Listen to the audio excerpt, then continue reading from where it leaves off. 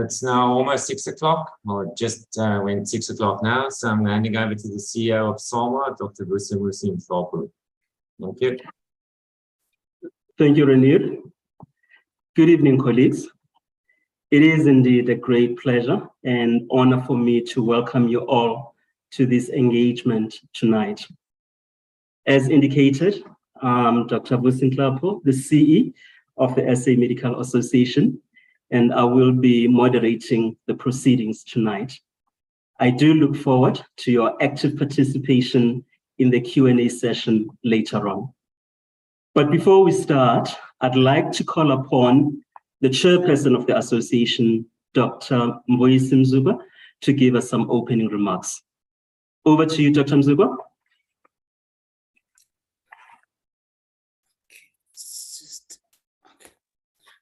Good evening, colleagues, and thank you, the CEO.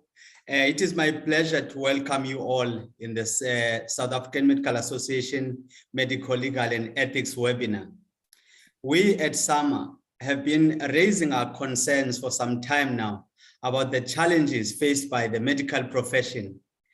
We've been astounded by the attacks on doctors rendering their services to patients. It seems like every time doctors don their scrubs, they are now going to war. Doctors are there to serve. Doctors are there to save patients. I do not believe that there is a doctor that wakes up in the morning with a willful intention to do harm to patients. It is against the oath that we are all abide by, the duty of care, and to first do no harm. We, the South African Medical Association, are championing the change, or championing to change the system that stacks doctors against patients. Our members are now afraid to even engage with patients because of the fear of litigation. Then that's the reality. We're saying to you, we're fighting a system so that doctors can do their work in peace, so that they can save patients and do the best that they can do under very taxing circumstances. The system currently, which currently favors litigation, does not have the interest of doctors, nor does it have the interest of patients at heart. We are starting these discussions so that we can work towards the policy change that will allow for a mutual resolution of these issues between a doctor and a patient. The change in policy will allow for trust to be restored between the doctor, patients, and the public at large. I would like to introduce Dr. Graham Howarth and Dr. Volker Hitzeroth, both from the Medical Protection Society, who will take us through the topic from the medico-legal and ethical perspectives. I found their topics very apt for what we do as doctors are going through right now. And I would like to hand over back to you, the CEO, Dr. Mpho. Thank you. Thank you, Chairperson, Dr. Mzuba. And thank you so much for the insightful, opening comments. And I think some of the issues that you've raised will continue to be part of the discussions throughout the proceedings tonight. Let me thank MPS, our partners in this initiative, for having agreed to support this initiative, engage, and be the change that we want to see. We have changed the topic slightly from what we had marketed. It will now be a joint presentation between Drs. Howarth and Hitzeroth, dealing with the topic of potential criminalization following a death of a patient, culpable homicide or murder. They will be giving us a lot more information in the presentation. I would like to request that we give both speakers an opportunity to do the presentation. At the end of the presentation, we will then deal, with the Q&A that you might possibly have. I request that if you have any questions or comments that you'd like to bring to our attention, please use the Q&A button rather than, the chat, button. We will try and answer all questions as we go through, but more importantly, we're looking forward to your active participation. Without much ado then, may I please call upon Drs. Howarth and Hitzeroth, who will be giving our speech, our topic for tonight. Graham and Volker, over to you. Right, well, thank you very much for that warm introduction and those words. We thought, what's really topical at the moment would have been something along the lines of, now I've just got to move. Let me just go. These sort of headlines that you will have seen if you were in KwaZulu-Natal, and indeed they made the national newspapers as well, is this poor unfortunate surgeon who faced murder or faces murder charges indeed. And this was put up in the newspapers fairly recently. And what is there that is more topical than this currently? A colleague of ours was at the orthopedic conference recently, and he said that virtually everyone was talking about the unfortunate circumstances under which this poor surgeon found himself. So if I just go back a couple of slides. So what we'll be doing is I'll be giving an introduction, an overview and a global perspective, and I'll explain the reason for that. Then my colleague and friend Volker Hitzeroth will be talking about our experience in South Africa with criminal charges generally. I'll talk a little bit about inquest charges, arrests and bail. And it's an interesting area because there's a lot of criticism with respect to the fact that the doctor was charged and also the need to arrest a doctor. Then Volker will give a little bit of insight into understanding clinical negligence, because to understand culpable homicide, one has to understand clinical negligence, we feel. And then understanding culpable homicide and murder, I'll try and give you some insights into that. I know that we've got William Oosthuizen and possibly other lawyers on the call. This is doctors for doctors, so if we twist the law ever so slightly or we don't go into quite enough detail, I apologize in anticipation of the possibility. But this is an interesting topic and we look forward to giving it to you, talking to you about it. So I'll be talking initially about my introduction, and the introduction, as you saw, with these sad newspaper headlines that appeared a couple of weeks ago, 29th of August. You'll be aware of the fact as well, there's another doctor down in or up in Johannesburg at the moment who also faces murder charges, which is a relatively new development that we've had doctors charged with murder. This is the second one that I'm aware of.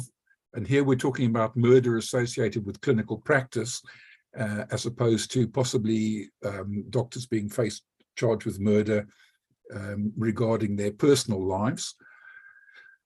And it's a new development. We've had quite a lot of doctors who face culpable homicide charges. You may be aware of the fact that we had a doctor in Witbank a couple of years ago whose patient died following unsuccessful attempts to resuscitate her following a postpartum hemorrhage.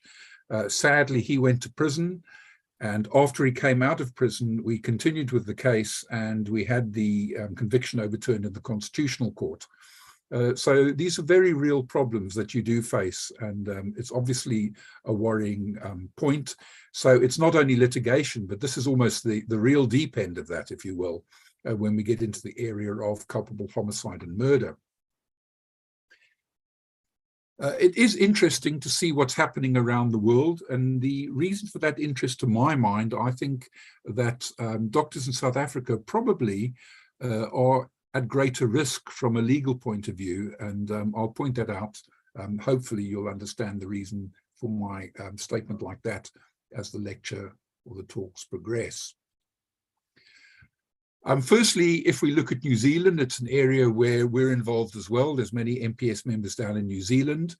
Between 1989 and 93, there were 3 convictions for medical manslaughter, as they call it down there.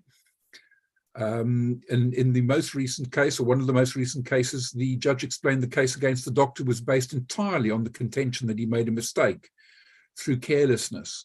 So the question really is, should careless mistakes be criminalized? Can we be criminalized for carelessness? Is that reasonable and fair? In New Zealand, there was a lot of action there. There was the New Zealand Law Reform Group to get a proper balance between the criminal code and other means of accountability in medicine. A lot of work was done there. Some of you may have attended a webinar that we had with Professor Alan Merry, an anaesthetist, who'd done a lot of work down there. And in 1997, they changed the law in New Zealand, and it was amended from a departure to a, unfortunately, I can't even see my own slide, whoops, to a major departure from standard practice of a reasonable person. So in other words, they moved from negligence to, for all intents and purposes, gross negligence. And one of the important points that Alan Merry made is that if one's trying to change the law, one mustn't only try and change it for doctors, but for all participants who work in fields where they can inadvertently place people in unreasonable danger. So they changed the law as well for the likes of, a good example that he used was firefighters. If a firefighter makes a mistake, a fireman makes a mistake, it's not inconceivable that sadly a patient could die as a result of that. And to criminalize that under the difficult circumstances in which they're working is totally unreasonable. They also felt that criminalization frustrates the disciplinary mechanism, casts an ill shadow over the health sector, and I think we've seen that in South Africa as well. I mean, those headlines do us no good. We see the headlines with respect to medical negligence, but worse still when you see a doctor charged with culpable homicide, and worse still when you see a doctor charged with murder. Of course, the loved ones don't benefit under these circumstances necessarily from an explanation or an apology. And one of the things that worries us when the spectre of possible culpable homicide or even murder charges hang over a patient is that then everyone tends to keep quiet if things go wrong, rather than having an open disclosure and the opportunity to talk about these things, because who wants to be open and honest about it when you run the risk of going to jail? So it may hinder rather than promote accountability. And there was the fear there that it would drive medical mistakes underground. So since 1996, there have been no prosecutions for medical manslaughter in New Zealand, and they moved their threshold for culpability from negligence to gross negligence. In England and Wales, the threshold is gross negligence as opposed to negligence. You can see there over a relatively short 5 years, there was 151 cases of suspected gross negligence manslaughter. In the vast majority of those cases, no further action was taken. But there were 7 prosecutions and 4 convictions with 3 acquittals. So you can see that despite the large number of cases, there's only been 4 convictions. And that's one of the criticisms, as well as the large number of prosecutions and the relatively low conviction rate. And this, to my mind, makes for interesting reading. Charging doctors with manslaughter following a medical error may be an emotionally satisfying way to extract retribution. But if individual doctors are singled out for punishment, it will become harder to foster an open culture. And I think we see that occasionally, unfortunately. You know, when an individual doctor is charged, it may be emotionally satisfying for those involved. It may be seen as a victory for the police or alternatively the public prosecutor, but it's not without its problems. One of the criticisms is what is gross negligence as opposed to negligence. In the UK, there was the Williams report and an independent review of gross negligence, manslaughter and culpable homicide. So they've done an awful lot of work in the UK, and when we're looking at it from a South African point of view, it's well worth looking at the likes of the Williams report. But at the end of the day, we should be looking for a learn, not blame culture. And I think that's the direction we're moving in South Africa. We want openness and accountability and a learn, not blame culture. In Scotland, one of the judges said that culpable homicide is used as a mopping up of killings that are not perceived for one reason or another to be sufficiently serious to deserve the label of murder. A degree of want of care which is grave, but also a state of mind on the part of the accused which is wicked or amounts to equivalent to a complete indifference to the consequences of his conduct. So basically, in Scotland, they've gone a step further than the rest of the United Kingdom, in the sense that in Scotland, to be found guilty of culpable homicide, one has to be reckless. Now, the difference between negligence, of course, is inadvertent, so you didn't foresee the outcome, although you ought to have, and hopefully Volker and I will manage to enlighten you as to that a little bit further along. Whereas in Scotland, you did foresee it. You did foresee the possibility that you were placing a patient at unreasonable risk, and despite that, you carried on. So it's a recklessness. And the problem for us in South Africa, I suspect, is that this recklessness that the Scottish speak about as the threshold for their culpable homicide doesn't seem to be that different to the threshold for charging a doctor or an individual in South Africa with murder under dolus eventualis.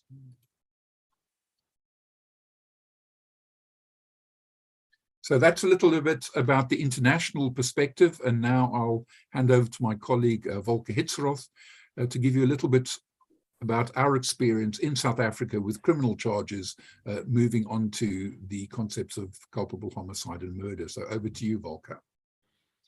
Thank you, Graham, and thank you also to the speakers, the introductions, very kind and very apt.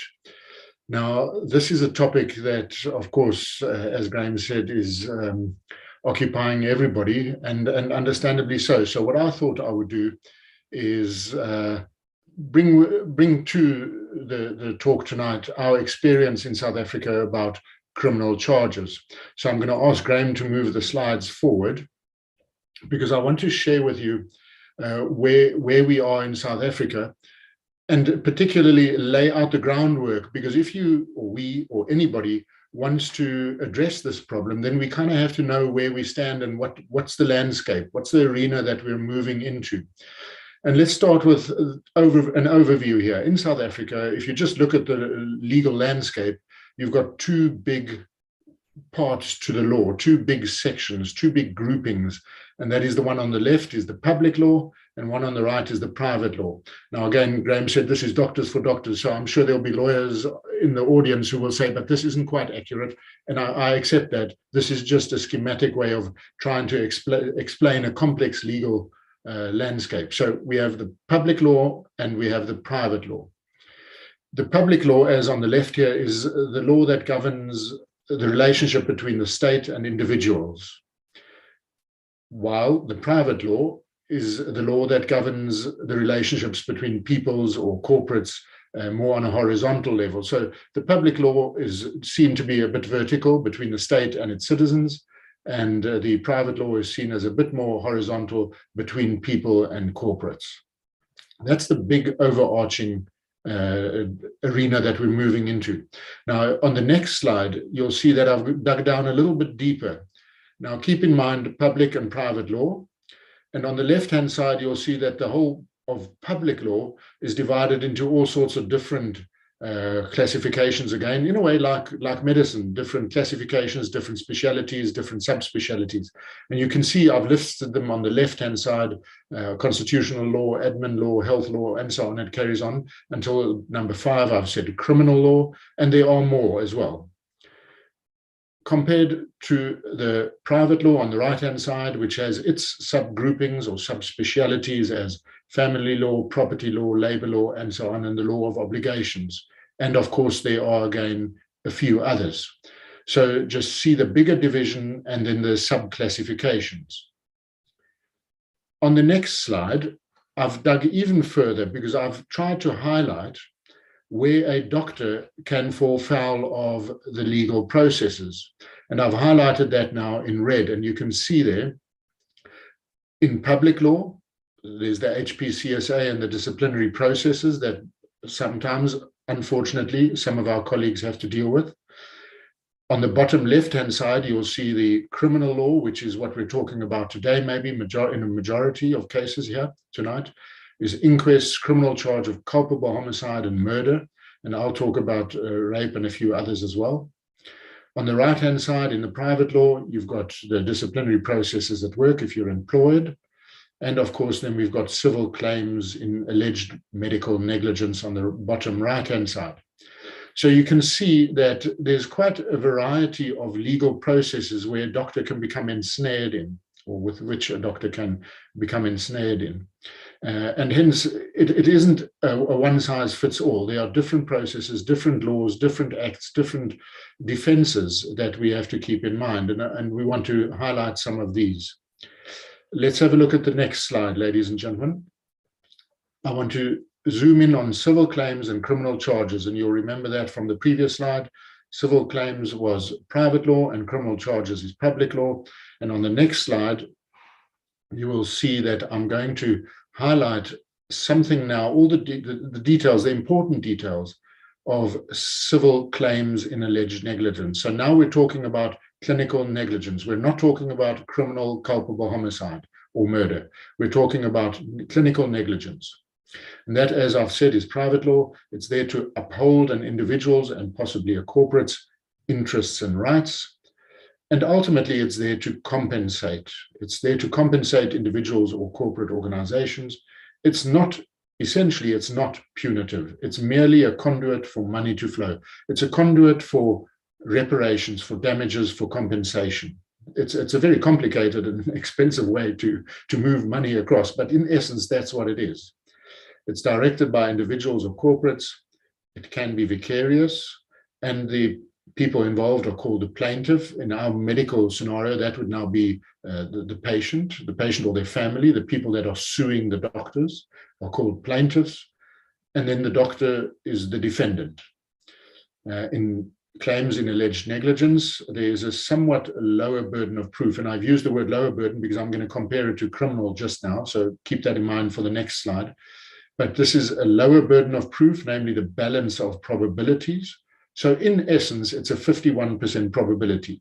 Each of the sides has to prove 51% probability.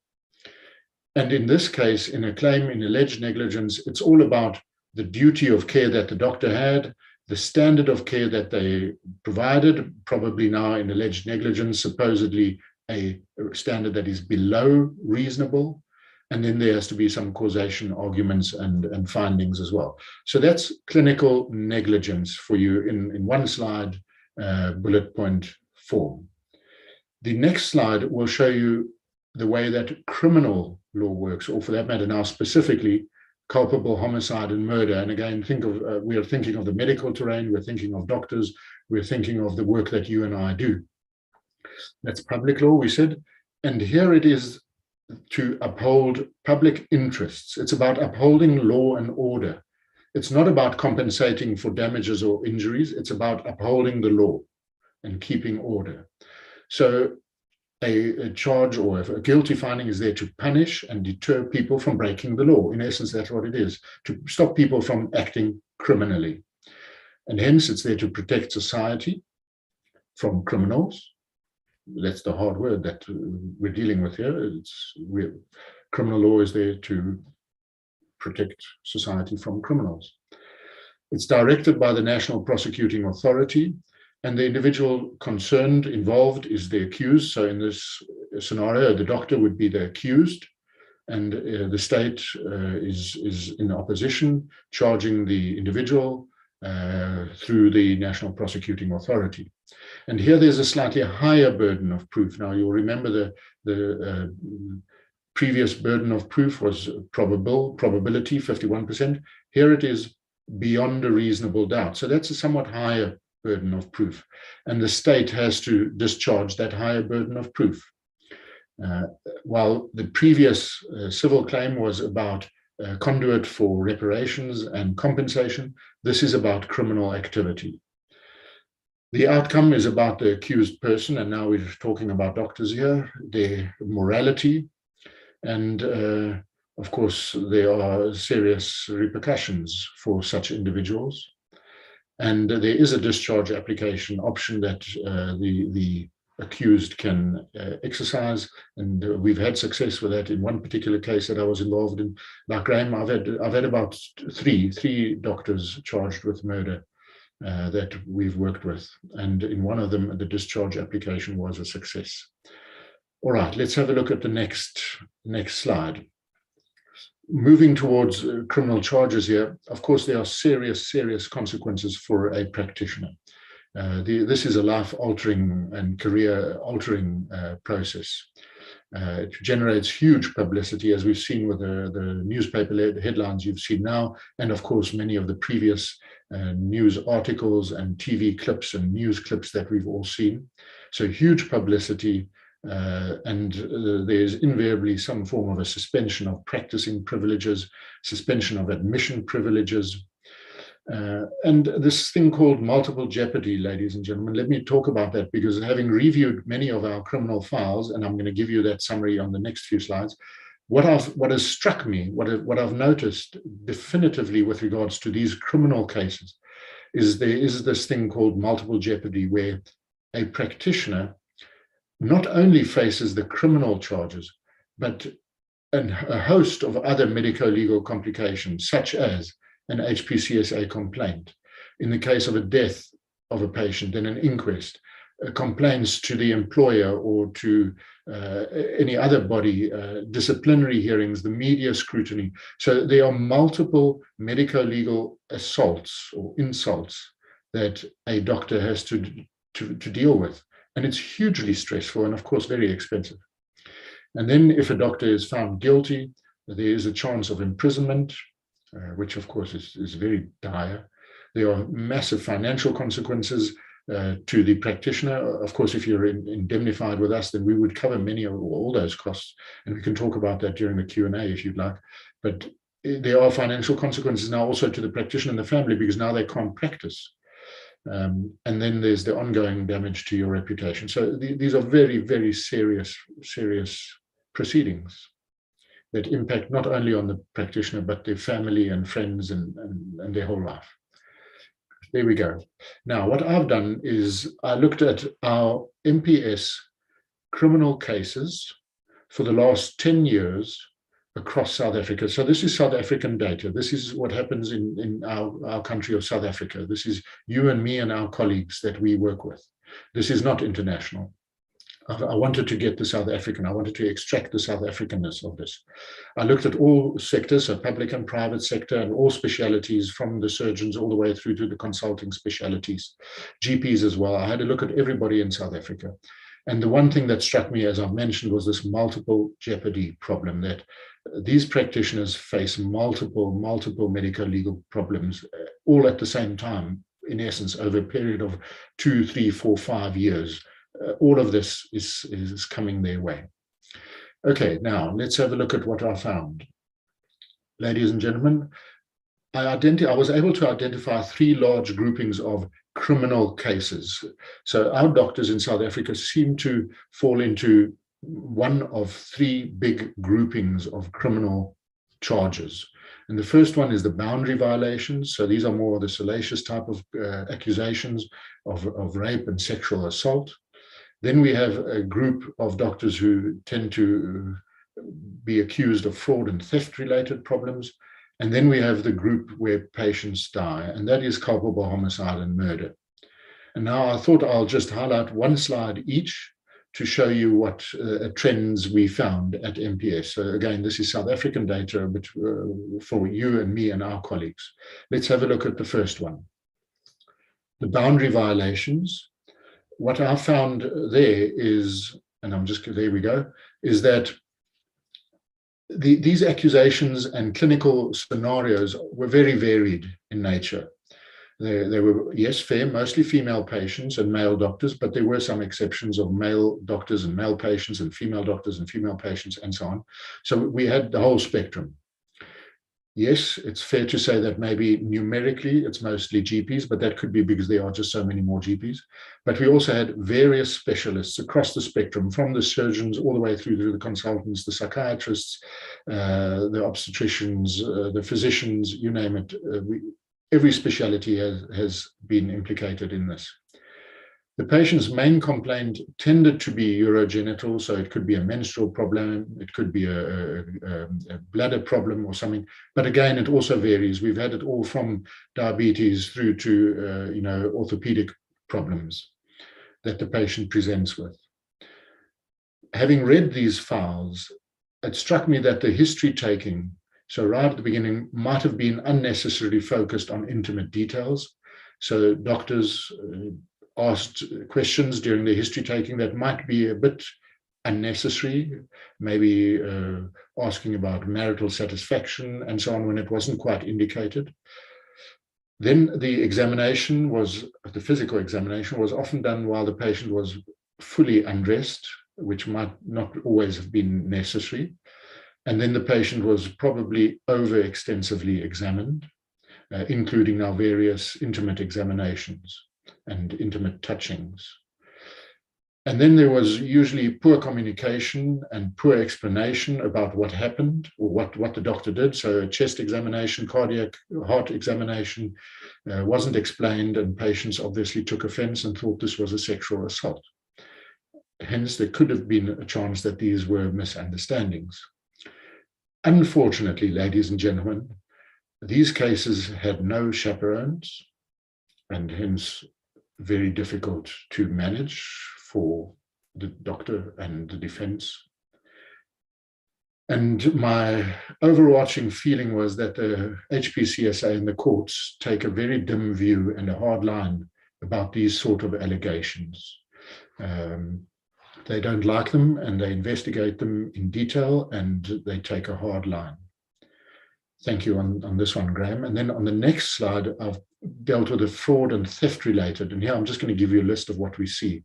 These are colleagues accused of fraud in relation to the road accident fund, fraud with death certificates, medical aid fraud, prescription fraud, receiving kickbacks and various business interests that are fraudulent, unregistered practitioners, and then theft of medication and equipment. So I wanted to go through this one maybe a bit quicker.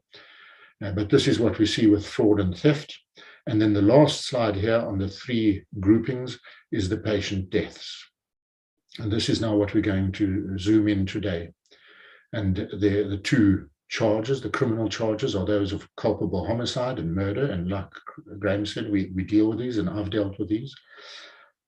And it's all groupings because patients die under the care, while they're under the care of any doctor, any GP specialist. That's what medicine is about. And occasionally patients die. And so it can hit and affect any colleague, state and private. We've had them, state sector doctors and private sector doctors. And it's that multiple jeopardy that I think really, really is hard to deal with for our colleagues, where a single incident triggers numerous medico-legal consequences. Ladies and gentlemen, I think I'm going to end there. I don't think there's another slide for me, but I thought I'll just sketch out the landscape that I did at the beginning of this talk and just give you a bit about the findings of what we've seen here at MPS and what we deal with on a daily basis, Graham and I. Thank you, Graham. I'm going to hand back to you and just put off my camera and sound. Thank you.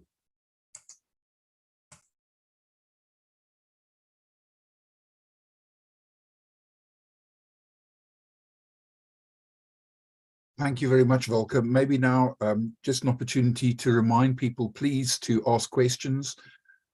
Questions help us realize where we're not getting our message across, and we're very keen to have a question and answer session at the end.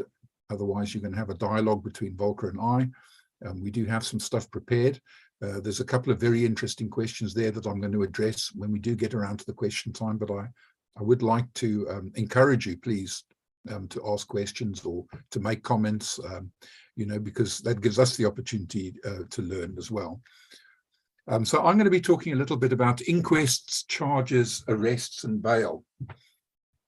And one thing that has always interested me following newspaper articles regarding doctors who've been arrested and charged, inevitably letters appear and newspaper articles appear, and there's comments regarding the idea of the charge in the arrest and the necessity thereof and the rights thereof and what may and may not happen. And I think it's worthwhile maybe just reflecting gently on some of the obligations that we have and some of the obligations that the public prosecutor might be under, as well as the police service.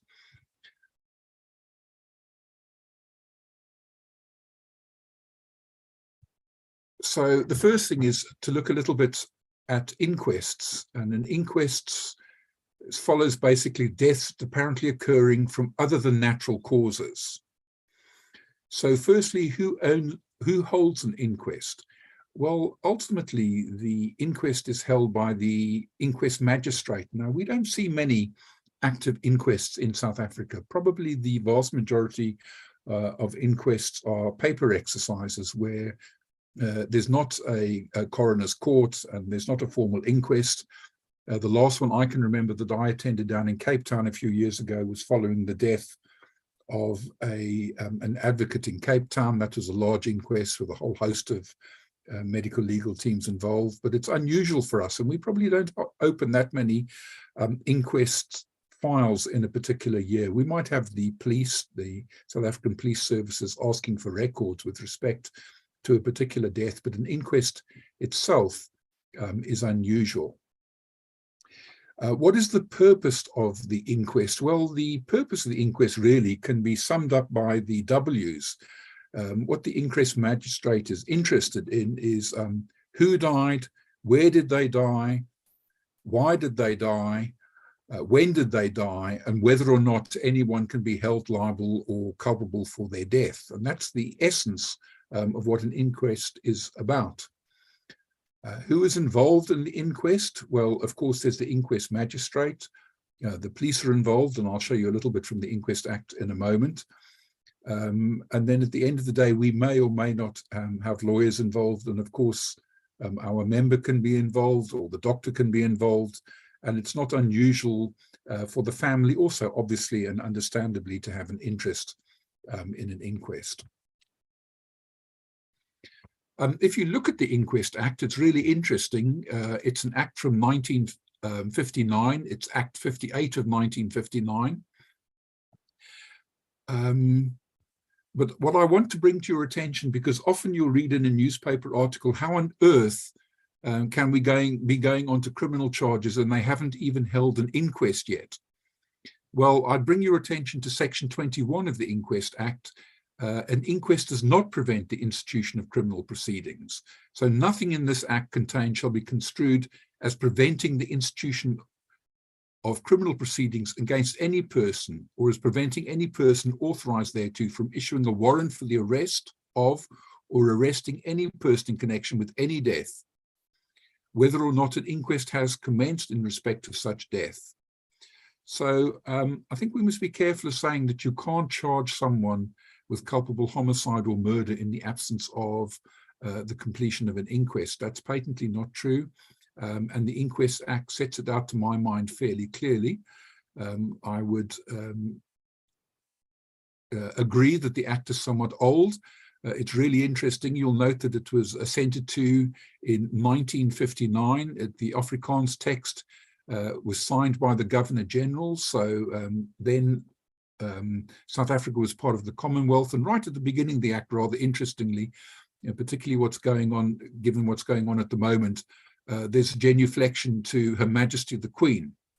So that's how old the Act is, but notwithstanding that, we can see quite clearly that the fact that an inquest is ongoing or an inquest hasn't even been started doesn't necessarily mean, or definitely doesn't mean, that you can't charge someone in the absence of an inquest. So I think we must be careful of the statements we make in the newspapers and the likes. So charging a healthcare professional with culpable homicide, who is responsible for the investigation? Well, if you look at the Inquest Act, basically, if there's a decision that the death has not been from natural causes, then the police open an inquest docket and they investigate the death. And once they've completed their investigation, they pass on the information to the public prosecutor, and then the public prosecutor can decide whether or not they want to prosecute.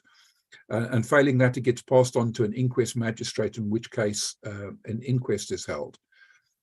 If they decide, if the public prosecutor decides that they feel that someone should be charged with a criminal offence, culpable homicide, or alternatively worse still murder, then that is a decision for the prosecuting authority, and they have a wide degree of discretion.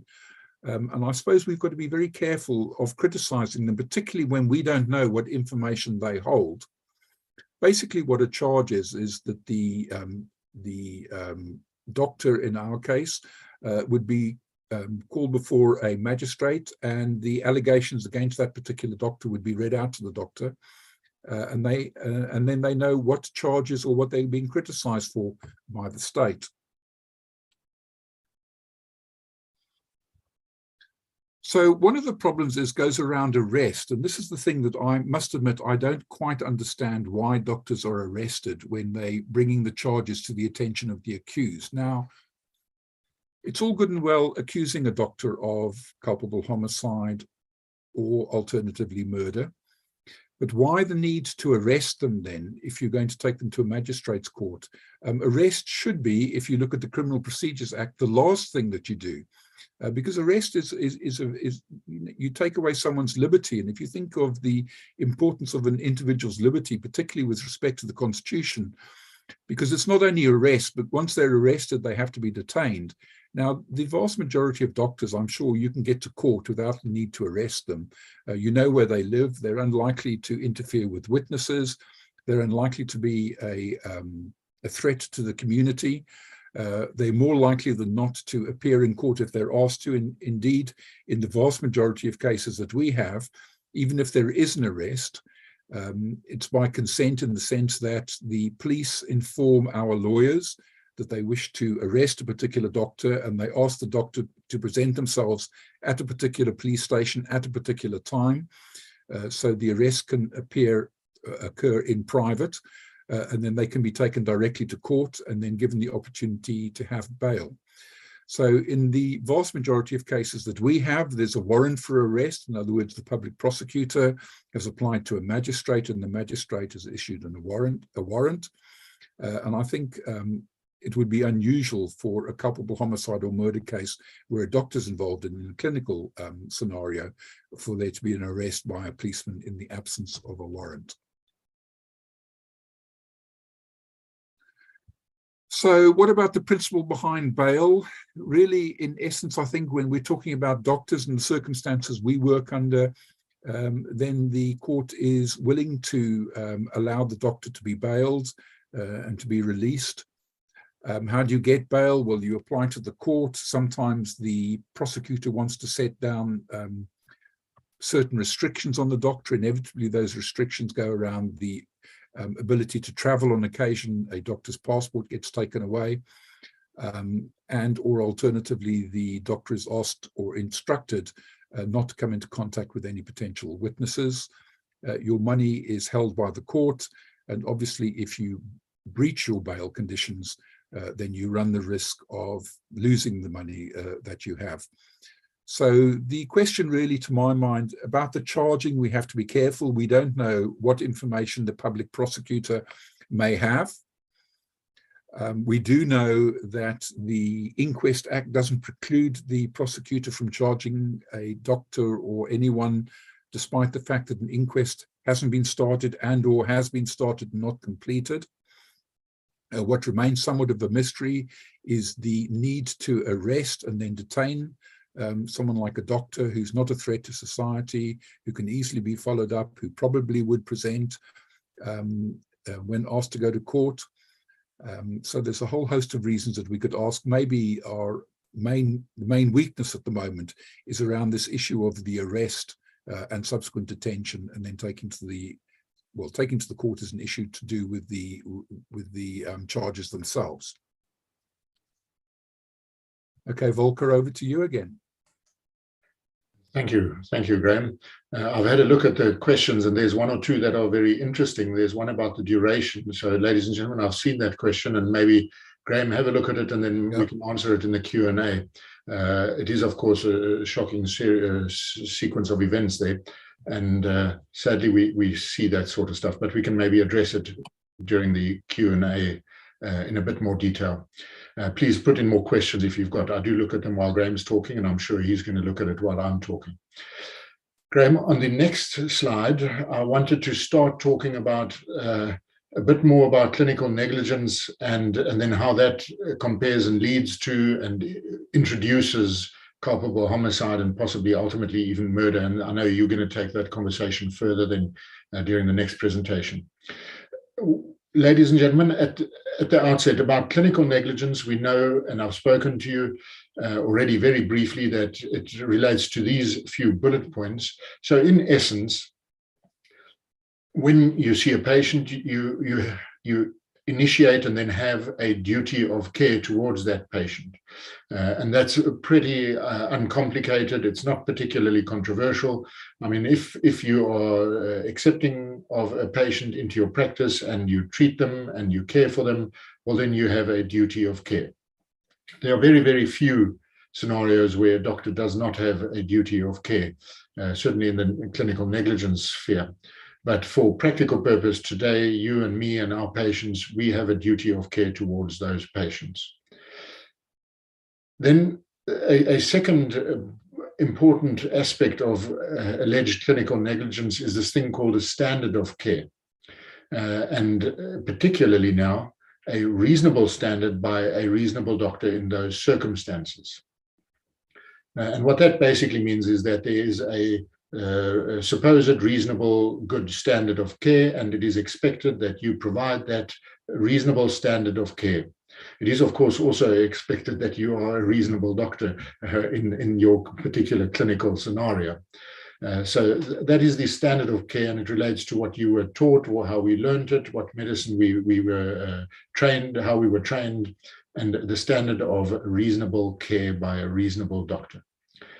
Now, if there are allegations of clinical negligence, then it is alleged that you breached that standard of care, that in essence you provided a substandard care. You provided less than the reasonable standard by a reasonable doctor in that scenario. So there is now an allegation that you breached the standard of care.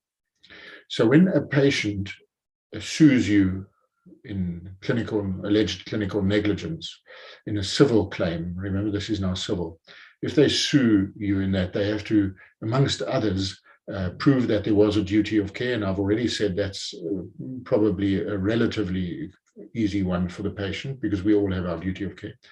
Then they have to prove that you breached the reasonable standard of care. So they have to come up with an argument. They have to prove an argument that says that you provided substandard care compared to a reasonable doctor in those circumstances. And then the next bullet point is that of causation. And in essence, for doctors to doctors here, although it is quite a complicated legal arena, but for doctors to doctors, causation means the patient has to prove that the damages and the injury that they've sustained were caused by your alleged negligence. Now, that on the face of it, that sounds obvious, but it not always is, because there could be many other causes why the patient was injured or, for that matter, damaged, and it might not have been your alleged negligence. So they have to prove that there's a causal link between what you allegedly did not do or your substandard care and the ultimate injury to the patient. And there's lots of legal wrangling that goes around that as well. And then again, in a claim of alleged clinical negligence, there are discussions and calculations about how much is this claim worth? What is the injury worth? What is the damage worth? So there are very smart accounting processes that go on to find out what the worth of a claim is. And in essence, we often find that a patient and their legal team overestimate the quantum, the money. They usually ask for a lot more than what it probably is worth.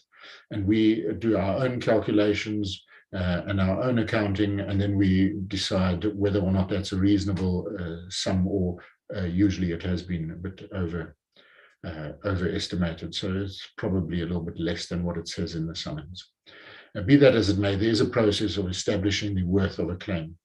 And then please remember, as I've mentioned earlier, that a claim in alleged clinical negligence, in essence, is about a process to channel money, reparations, compensations for the harm, injury, or damages that were caused by a practitioner's substandard care. That's what a claim in alleged clinical negligence is about. Let's have a look at the next slide. Graham, if you could put that on. So negligence is established, and now I've got, I think, 2 or 3 more slides that I think are quite important. They're sort of summarizing quite a lot of theory, and I'm going to read them to you slowly. Let's start with this one. Negligence is established by asking whether a reasonable doctor in similar circumstances should have or ought to have or would have foreseen the possibility of harm or injury, and should have or ought to have or would have taken reasonable steps to prevent it. Now, that's quite a big sentence, but in essence, that's what it's about. Occasionally now, the harm or injury may include death. Now, sometimes it doesn't. Sometimes it's just a loss of a nerve or other injuries, but sometimes that harm that is caused by negligence may include death. And in which case, if that is the case, then it could potentially escalate to culpable homicide. And let's have a look at the next slide. Negligence is not about what you knew and did. It's about what you should have, ought to have, or would have known, and should have or ought to have done. It's about not knowing the reasonable standard of care. As I said, it's about providing a substandard care and not taking steps to prevent any harm or injury that occurred. It's determined by a reasonable doctor in similar circumstances. And now the immediate question that we're always asked is, what and who is this reasonable doctor? Please let me meet them. I want to be introduced. Well, it's a theoretical concept, ladies and gentlemen. There is no reasonable doctor as such. So it's not a real life person. It's a theoretical construct that the courts use. And the courts make use of what has now become known as the expert. So in the court's eyes, there's an expert doctor. There's somebody who is appointed by the defense and by the plaintiffs, who is taking on the mantle of being a reasonable doctor in those circumstances that you found yourself in.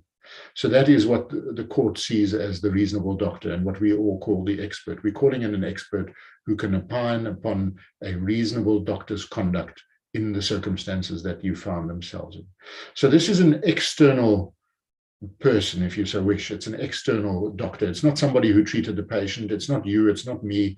It's somebody that is appointed or that is asked to opine on a particular clinical scenario that happened and that you might now have been involved in.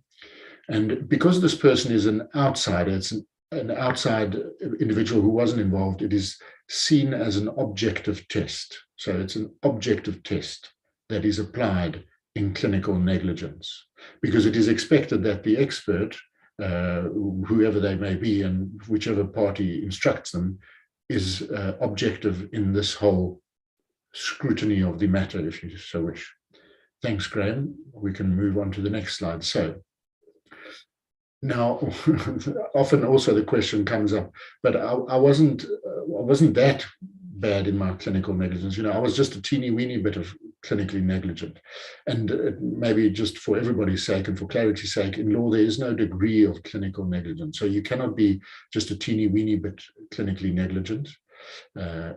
You are either negligent or not. So an accused doctor is either guilty of negligence or they are not. The court initially doesn't make that distinction. That, of course, comes in at the end. You know, if the doctor has been found of guilty of negligence, then there could be arguments made about mitigation and sentencing and so on in the later stages. But in essence, a doctor is either negligent or they are not. Thank you, Graham. And I think is that the end of this slide. Let's see. There you go. I'm going to hand back to you then, Graham. Right, thanks very much, Volker. So we're coming towards the end now. I see we've got some really juicy questions in there, so we can have an interesting discussion after the event. So I'm going to hopefully help you understand culpable homicide and murder. And for that, we need a little bit of insight, if you will, into the concepts of foresight and intent. So let's have a look and see what culpable homicide is. It's the unlawful, negligent killing of a person. So objective as determined by external measures. It's not intentional, it's merely negligent. So I think one of the really important things to understand about culpable homicide, and the thing that interests me about blameworthiness here and whether or not you can send someone to prison for this, is that it is inadvertent. It's not intentional. You know, the Volker made it very clear. It's not what the doctor did foresee. It's what the doctor ought to have foreseen under the circumstances. So it's absolutely non-intentional. It basically goes down to the criminalization of carelessness. So can we criminalize carelessness? And that is the important question that has to be asked. And I think it's also important to understand that there's a massive distinction between carelessness and not caring. I mean, you can care about someone, but still be careless with respect to your management of them. So there is a distinction. Carelessness and not caring are two very different things. So for culpable homicide in South Africa, you merely have to be negligent. The death must have been a foreseeable outcome. And if you are negligent and that negligence played a role in that death, then you can be found guilty of culpable homicide. Murder, on the other hand, we see as the unlawful intentional killing of a person. So it's subjective. In other words, the person did foresee the possibility of death as an outcome. So now we see intent normally as they wished to kill someone, or they knew they could kill someone, they wished to kill someone. And the problem in South African law is that if you are reckless, by definition, recklessness is that you have the foresight of the adverse outcome. So you might have foreseen that death was a possibility, but you reconcile yourself to that sad outcome that the patient could die and continue nevertheless. And that in South African law makes it intent, makes the doctor open to or vulnerable to murder charges. So what is a culpable homicide in Scotland, because, murder in Scotland, culpable homicide in Scotland. In Scotland, for there to be culpable homicide, there has to be recklessness. In South Africa, if you are reckless and the patient dies, then you run the risk of being charged with murder. And that is a massive difference. Remember, for culpable homicide, when it comes to what the magistrate or the judge has to decide with respect to your conviction or your censure, is that they can give you a warning or they can give you a suspended sentence. Whereas if it's murder, then they're mandated with a prison sentence. So it's there's massive differences between the concept of culpable homicide and murder to be charged with the one or the other. And the other thing, my understanding is that if you are charged with murder and they're unsuccessful there, but manage to get culpable homicide to stick, then they don't have to charge you with culpable homicide. It's what I think they call it a competent charge, murder is. So if they're unsuccessful with with murder, but get you for culpable homicide, you can still be found guilty of culpable homicide, despite the fact that you were charged with murder. So if you're charged with murder, we've moved into a really, really serious area.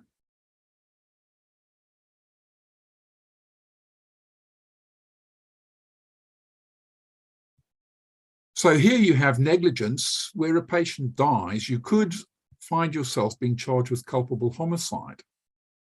If, on the other hand, the state feels that there was intention, or on the other hand, if they feel that you knew that death was a possibility and you continued nevertheless placing the patient at unreasonable risk, then you run the risk of a murder charge. And I suspect that both doctors currently who are facing murder charges will be under the rubric of dolus eventualis. So remember what Volker says, this negligence is establishing by asking whether a reasonable doctor in similar circumstances would have foreseen the possibility of harm for injury, and would the reasonable doctor have taken steps to prevent it. So that's what negligence is about. Would a reasonable doctor have foreseen the injury? So the average doctor, not even an average doctor, just a reasonable doctor, was the injury foreseeable?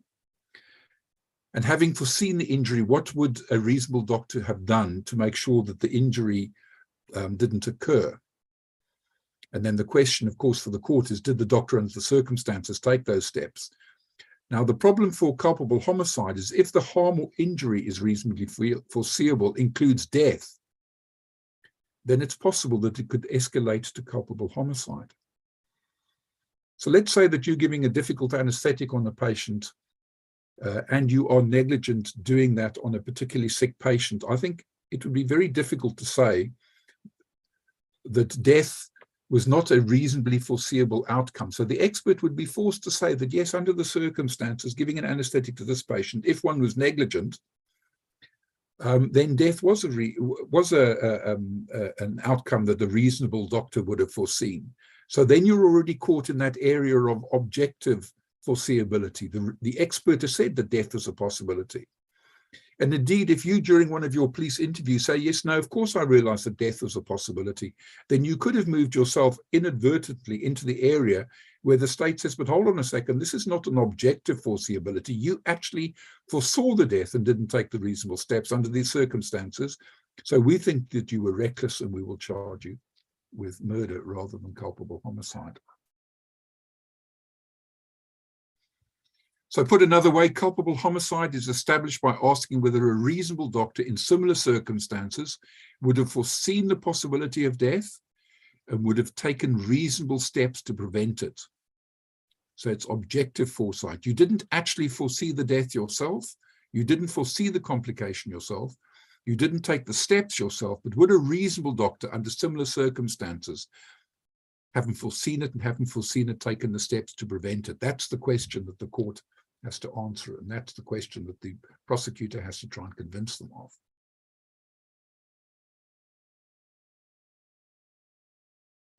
So if death was objectively foreseeable and the negligent care contributed to the death, then culpable homicide is a possibility.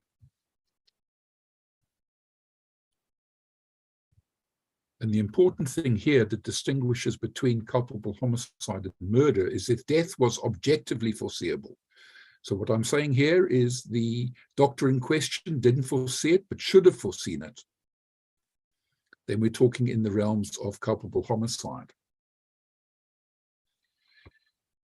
But if you move into the area of dolus eventualis, then you've moved into the area of murder. So if the state shows that you subjectively foresaw the death and continued nevertheless, or there was negligent care nevertheless, then you run the risk of being charged with murder. So what the argument is that I try and put to you, that I think I would say in South Africa, when it comes to culpable homicide and murder charges, it's almost like coming towards a doorframe for South African doctors. Watch your head, because compared to New Zealand, the United Kingdom and Scotland and other areas, for culpable homicide, our threshold for being charged is lower. It's merely negligence, although death must have been foreseeable. Whereas in those other jurisdictions, it's gross negligence. Now, what is an easy way of distinguishing between negligence and gross negligence? Well, I think all doctors will concede that on occasions they've been careless and they've made mistakes. I mean, I read through cases occasionally and I think to myself, you know what, I could see myself doing this, or I can absolutely understand why this has happened. What's gross negligence? Well, gross negligence is what no reasonable doctor would have done under the circumstances. That, to my mind, is gross negligence. And on occasions, sadly, I'll look at a case and I'll just nod my head, and I know in my heart of hearts, I would never have done that. And I know in my heart of hearts, good doctors or reasonable doctors would never have done that. It just is not something that a reasonable doctor would do. So Let me give you an example. And this, of course, is a violation, so it makes it even more difficult. But let's say, for example, you're giving an anesthetic to a sick patient, and your cell phone rings, and you notice that it's your insurance renewal. So you leave the theatre and you have a long conversation with the insurance agent to come back into the theatre to find that the patient sadly has crashed, and as a result of that, they sadly die. Now, that, I think, probably no reasonable doctor would have done, and that probably moves into the area of gross negligence. And then quite possibly you are vulnerable to charges of culpable homicide. The state, on the other hand, might even say that that is murder, that was reckless. So with that, I think we can move across, Volker, to the question and answer session. Thank you so much, Graham and Volker. I see that we've got about 10 questions on the Q&A at the moment, some of them fairly long, others short. So I propose maybe we do 3 rounds of answer session. Maybe the first 3 questions, then the next 3, and then we'll finish off with the last 4. As I said, some are very long, others can be covered in a short space of time. Let me thank you once again for a brilliant presentation. You've given us a lot to think about, and I think the interaction at the level of the Q&A, is a manifest and probably just speaks to the relevance and the accessibility of the presentation that you have made.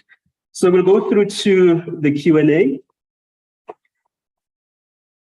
Right, I'll take them. Yeah, go ahead. Well, I mean, the first question really goes around the motivation. It's an interesting question, turning to New Zealand, and to my mind, it goes around the motivation. Why should we motivate that the law should be changed, that you've got caring doctors that shouldn't be charged with culpable homicide and murder? And I think one of the lessons that we should learn from New Zealand is if we go as doctors and say, we're special, we're in a special profession, and therefore you shouldn't charge us with culpable homicide when we're merely doing our job, we might find that we are somewhat unsuccessful. We should be basing our arguments on patient safety. When a patient dies, that is the worst outcome that you could have. And really, we want to be able to unpick these and learn from those incidents. We want to have the opportunity for everyone to learn. If you want to sue the doctor because there's negligence, that's fine. That's par for the course. You're perfectly entitled to do that. But if you criminalize these mistakes, then I think we're going to find it very difficult to learn from our mistakes. We're going to bury them. We're going to hide them. And I think that if we're going to take on the powers that be with respect to culpable homicide and murder, our main argument should be around patient safety, rather than the well-being of doctors. Volker, I'd be interested in your thoughts. Yeah, I agree with you there. I was going to say a slightly bigger take on, or higher level take. If we want to address this in South Africa, then I think what would be really helpful, and I'm thinking of those previous webinars we've had with Professor Mary and so on, is there's got to be a planned and coordinated strategy. One needs to address this in a very reasonable and sound manner with good arguments, rather than emotional outbursts or anger or things like that. That doesn't really help. So if the South African health community wishes to address this, and I think we all would like that, one needs to tackle it in a planned manner and address it in a reasonable manner, rather than having emotional and angry outbursts that usually deflects from the actual argument, because I think the argument is pretty good. It's a sound argument that we've got in South Africa. The rest of the world has moved forward, and New Zealand has moved, and other territories have moved. And it's a fair argument that can be made very well. It just needs to be made very well and produced and then lobbied for. Okay. I think on that point, I can just point out that SAMA has been active in that arena, and we're having a roundtable discussion again a little bit later in the year. Unfortunately, and that'll come up in the next question as well, the wheels of justice and the wheels of change grind slowly. Graham, if I could just maybe go through, read the questions so everybody can understand what you're responding to. I will read the next two and then ask you and Volker to come in. Recently, there was an inquest that occurred 9 years after the incident. And the incident in this case was a wrong dosage of medication, which subsequently led to the patient's death. The inquest magistrate found the doctor to be negligent. Now they are considering a criminal case against the doctor. Should justice delayed is justice denied not be applicable in this case? Also, why do these cases take so long? Yeah, the next one is a fairly short one. Good evening. If a doctor is suspected of any misconduct or malpractice, will the doctor be allowed to practice until the final outcome? Over to you. Yes, Graham, you maybe kick off, but I'll happily contribute as well. I've got some thoughts on it. Well, maybe I can go to the second one first because it's the easier question to answer. Maybe you know, in South Africa, if you are in a place like the United Kingdom, the General Medical Council has what they call an interim orders panel, where they can suspend a doctor particularly quickly. In South Africa, fortunately or unfortunately, the Health Professions Council is not quite as successful or quite as quick. In fact, on the contrary, they take an awful long time. So the reality of the matter is that if your registration isn't interfered with, then you can continue practicing, to be quite honest. Although it might be difficult, you know, people might have read on the web or seen in the newspapers and be reluctant to come to you. But the reality of the matter is yes. And on that note, I agree with you, Graham. There could be practical problems, maybe more so than others. Like Graham said, there could be a reputational issue. You could be all over social media. It could be that the hospitals aren't keen to have you or to have you admit patients. So there could be sort of, I don't want to call them peripheral problems because they're not peripheral to the practitioner. I mean, they're pretty serious and pretty impactful. But if you are registered and you remain registered at the HPCSA in your category as independent practitioner, then you can continue practicing. Whether that'll be easy or pleasant is maybe a different argument. But yes, or whether you would want to. I mean, there might be some doctors who, you know, there's just so much stress that they really, it could affect their mental health that they're actually incapable of practicing. You know, they might be under the care of healthcare practitioners, they might be admitted to hospital themselves. So, I mean, these are very stressful things, and a doctor might choose to, I don't want to practice anymore for a while anyway, you know. Those are all decisions that one has to make and you know, complications that one has to face. The second question, maybe, shall I fire off on that? Yeah, one? yeah. Which is the time frame. I saw that question. That was the second question right at the beginning, and I thought, you know, that is so true. The sad bit, ladies and gentlemen, is that things move very, very slowly in South Africa. The legal system wheels turn slowly, and it's not uncommon that an inquest held after an unnatural death occurs a few years afterwards. Now, this scenario was 9 years. Now, I can't tell you whether that's a good or short period for South Africa or not, but it is a very long period. So talking multiple years after a death, an inquest can be held. During that time, a doctor might be very affected by the whole process. There might be multiple jeopardy aspects, HPCSA complaints running on the same side at the same time, and so on and so on. Then there's an inquest. You will recall from Graham's talk that one aspect of an inquest is to determine whether or not there was an act of omission by somebody that contributed or caused the unnatural death. So that's the critical question. And if after the inquest, the magistrate decides that that was so, and that was the case maybe with regards to a medical practitioner, then of course the prosecuting authority can now swoop in. They don't have to wait until then. Graham made that clear with the Inquest Act. But if that information now is relayed to the prosecuting authority, then criminal charges can start after that. So again, and then we're looking at possibly, I mean, the cases that I've had, you know, we're talking 2, 3, 4 years of this whole criminal process going on. So unfortunately, to the question, it's definitely not uncommon that these things take multiple years where a doctor's life is under scrutiny and affected. That's maybe my quick answer there. Not that quick answer. If I could just run through very quickly the doctor Sure. who went to prison. You know, the patient died in August of 2005. The inquest started in 2011 and was delayed because the magistrate became unwell. It was eventually finalized in April of 2013, and the judgment came out in June 2013. We closed our file in February of 2014.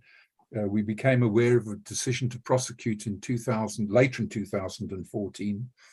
Eventually, the trial began in 2016 and went on for numerous years. The member eventually was incarcerated in June of 2019, so 14 years after the death of the patient. And the conviction was overturned by the Constitutional Court in 2020. So we're talking of events 15 years later after the patient died. So the wheels of justice turn very slowly, I'm afraid. Yeah. Thanks, Graham. Thanks, Volker. The next question is in two parts. Do security officers at a hospital have a right to handcuff any person, assuming the person is trespassing? Second part to that question then is, can any person trespass a public hospital? I don't know who'd like to come in first. Well, I can't answer either of those questions, I'm afraid. I mean, I was thinking exactly that. I don't really know enough about security officers and hospital rules and laws. So I'm going to have to pass that one, guys. I don't know. I don't know. I don't know. I don't know. I can't answer that. I'm afraid. It's a legal question. I have to answer. So we'll call on William at some point, maybe to just have a look at it.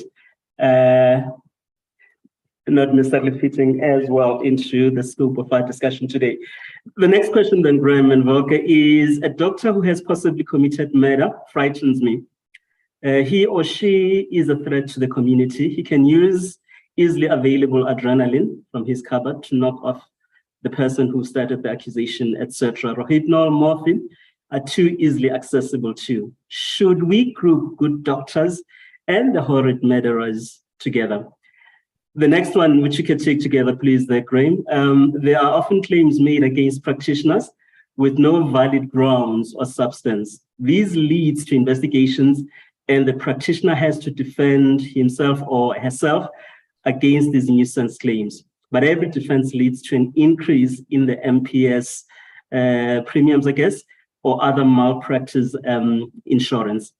There is also the lost time to attend to the defense. Is there an avenue for counterclaim when the initial claim was frivolous or just plain maleficent? Well, maybe I can start with the first one. I mean, you know, Sure. This is the problem. Doctors who are charged with murder, and the murders we're talking about, these are not murderers in the sense that they're using Rohypnol or adrenaline or the likes. But unfortunately, you know, the general public throws them in a group together. They're seen as murderers then, and this is the reputational damage that you have. This is the reputational damage that we have as a profession. I mean, it rather reminds me of the excellent story by Herman Charles Bosman, Cold Stone Jug, where he tells a wonderful story about being imprisoned, his first night of incarceration, and how they go around amongst the prisoners, each one asking, "What are you in for?" And he said there was one thing that really impressed him, or he found unusual. Everyone in the cell, because it was a group cell, was clearly innocent by their own account. But when they got to him and asked him what he was in for, when he said he was in for murder, there was a deathly hush. And this, of course, is after he had inadvertently shot and killed his brother-in-law. But to come back to the question, I think this is the problem that we have. You know, these people, if they are responsible for a death of a patient, they're definitely not murderers. At worst, it was inadvertent.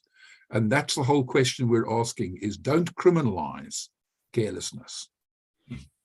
And from my side, I've never come across a doctor who did that, who took an adrenaline injection to inject somebody to kill them. No doctor wakes up in the morning wanting to kill anybody. No doctor wakes up in the morning thinking, okay, today is the day that I'm going to kill somebody. It just doesn't happen. Doctors aren't like that. If there is an adverse outcome, it is, like Graham says, unintentional and so on. Going through medical school is far too hard. If someone wanted to be a murderer, they wouldn't study medicine. There'd be other ways of doing it. But, Well, mind you, we mustn't forget one of my colleagues who worked for one of our competitors and then moved across to the MPS and is now sadly deceased. Spent some time in a cell with one Dr. Shipman on his first arrest. Now, he was a murderer, of course. I mean, he went out of his way with intent. I mean, the idea was to kill people. So he was a murderer. In fact, I think he was one of Britain's most successful mass murderers. But that is murder. And of course, doctors mustn't be protected against that. Yeah. Moving on to the next question, Julius Kunzmann, who I know well and have great respect for. This is an ongoing question that we have. Now, to my mind, one of the problems that we have in South Africa to a large extent is we don't have a good complaints process because, if you have a dissatisfied patient in South Africa, what are their options? Their options are limited. They can either lump it and walk away. They can write to the Health Professions Council, and unfortunately, it's not a particularly efficient system. Or alternatively, they can sue a doctor. So there's a whole lot of steps we think that can be taken to try and intervene to stop this unnecessary litigation that's going on. Interestingly, time really precludes me at the moment, but McCoy Mason, wrote an article on just this issue in the South African Medical Journal as well a couple of years ago, which makes for interesting reading. Volker? My quick comment there is it's a really difficult one for doctors. The short answer is probably very unlikely to be successful or even start a counterclaim or something like that. The problem comes in that you can only decide that something was frivolous or unnecessary after the fact, because every patient has a reasonable right to sue a doctor, believing that they're entitled to that. So it's a really difficult one to accept for doctors. It's really hard, unless there's a true and genuine frivolous complainant that has been classed that, and you've got the track record and there are multiple of these complaints, or, it's going to be a really difficult one if you feel that you've been treated unfairly or sued in error. The courts will decide and you'll have to abide by the decision. Thanks, Morgan. William, I see you've got your hand up. Yeah, sure. Just to add to the discussion, good evening, everyone. On that point, Dr. Kunzmann, in 2019, there was an interesting case called Holden versus Asmang, where a practitioner had actually brought a case of malicious prosecution against a complainant that had maliciously complained against her.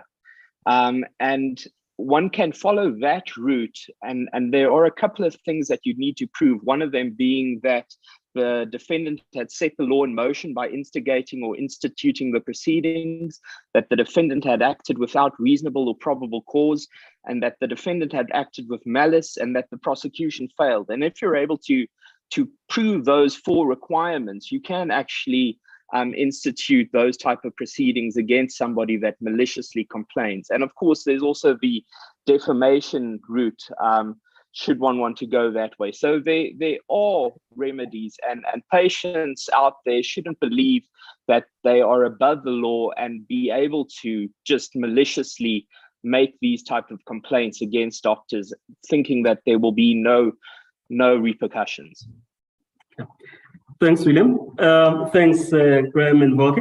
I'll take the next three sets of questions. I am still hoping that we'll be able to allow colleagues to get out of here at 7:30. The next one comes from Dr. Blanche. What about negligence that perhaps didn't lead to permanent damage or death, but did lead to prolonged hospital stay, longer recovery, and loss of income, for the patient? Can a healthcare practitioner be held accountable and for those extra costs involved, in the recovery process. The next one is why. Can I give a quick answer to that in the interest of brevity? I mean, that is a classic negligence case. That's exactly what the patient really sues for, is they trying to recoup their losses or extra costs or pain and suffering or the like. So what Dr. Blanche is describing there is a classic negligence case. A quick one again then, Graham, maybe you can dispense with this one fairly soon as well. Why use unlawful in the definition of culpable homicide and murder? Well, I'm not a lawyer. Remember we said lawyers for lawyers, and I can't. It's interesting for culpable homicide, I understand the question.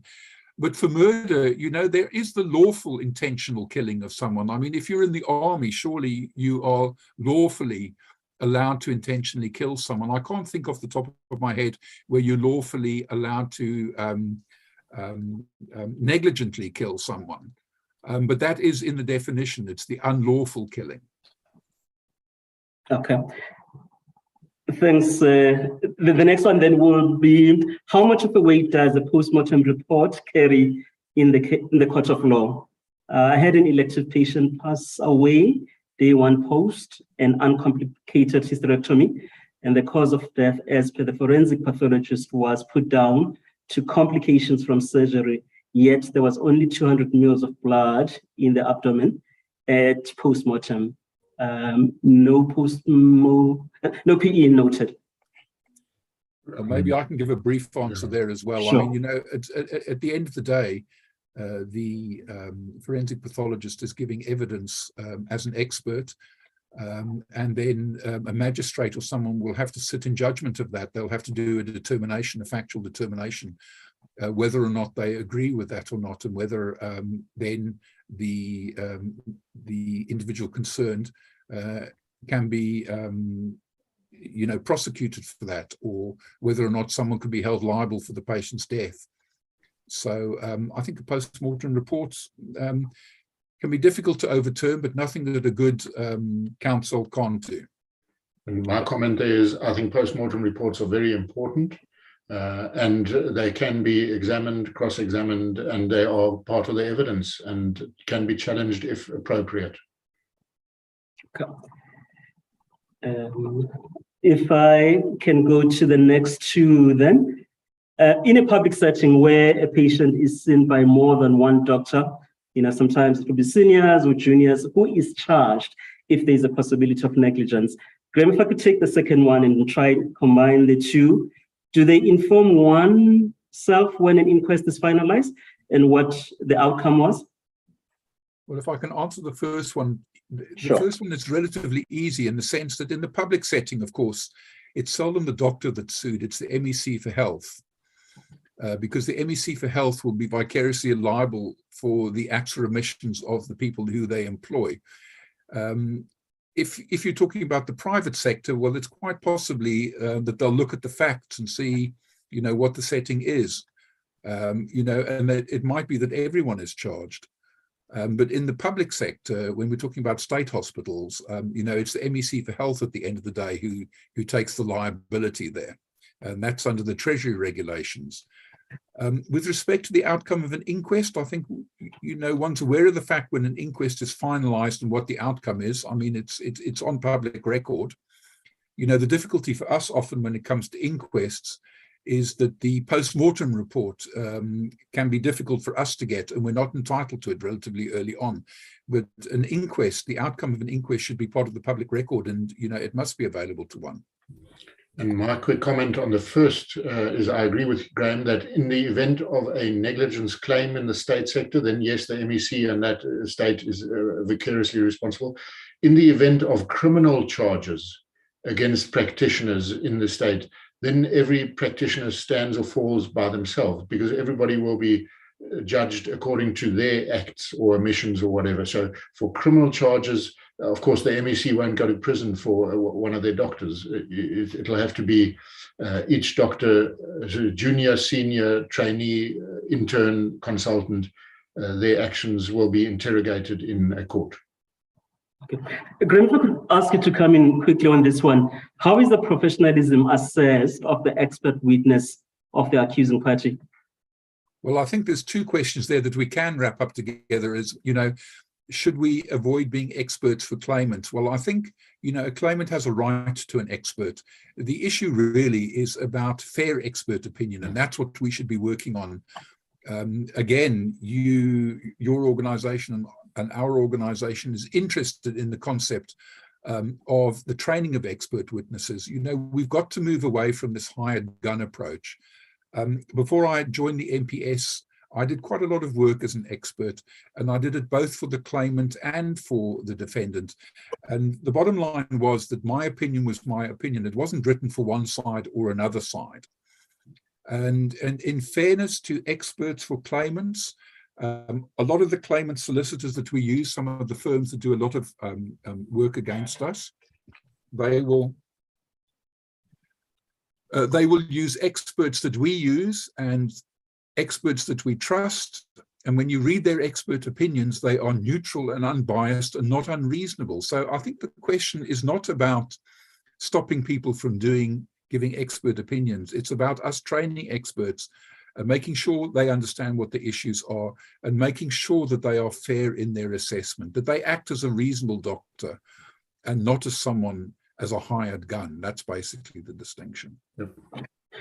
Graham, maybe just as we look forward, we are going on 19 hours 30. Can I take maybe the last two questions, and we will probably forward the ones remaining to you. If you could assist us maybe with the responses to those, would that be okay? Yeah. Good. Okay, I'll just take the last two then so that we can bring the session to a close.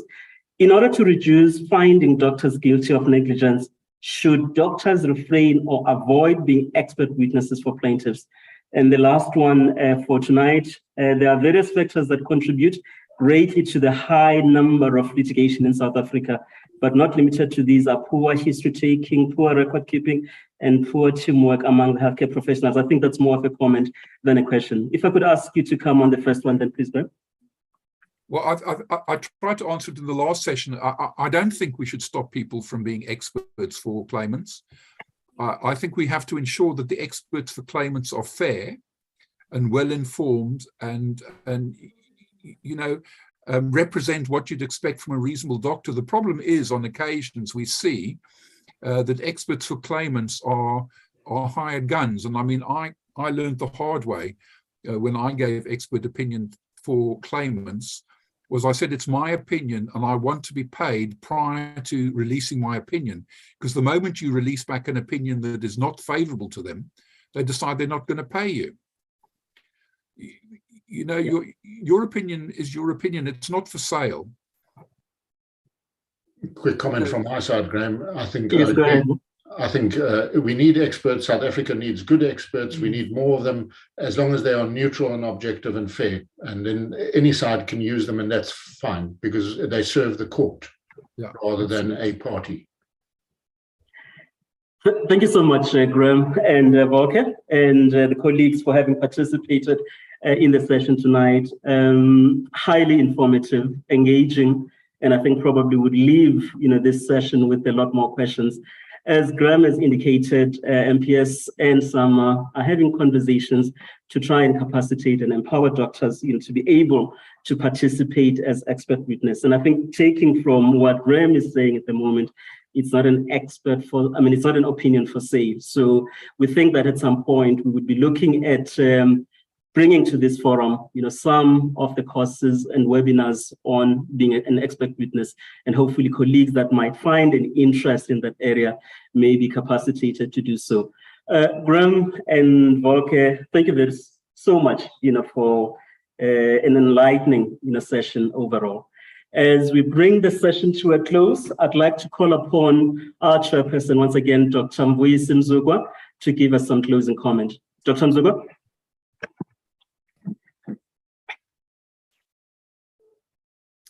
Thank you very much, the CEO, Dr. Nhlapo. SAMA is very grateful for your participation in this debate, which is long overdue. We appreciate the efforts that you put tonight, despite your busy schedule. I would like to thank our esteemed speakers for this insightful discussion. I believe that we as doctors need to fight this battle. It is not the battle for the lawyers. It is our battle to fight for the restoration of the relationship between the doctor and the patient. The relationship starts at the consulting room, at a theater, not in the courtroom. As we close this session, obviously we will be engaging further with you, and someone will be pushing for the changes right up to the courts of this country for doctors to practice, their profession in peace. And I would like to thank you for sharing this webinar with us. And I would like to say good night to all of you. Thank you very much. Thanks for the opportunity. Cheerio. Thank you. Thank you. Thank you, and good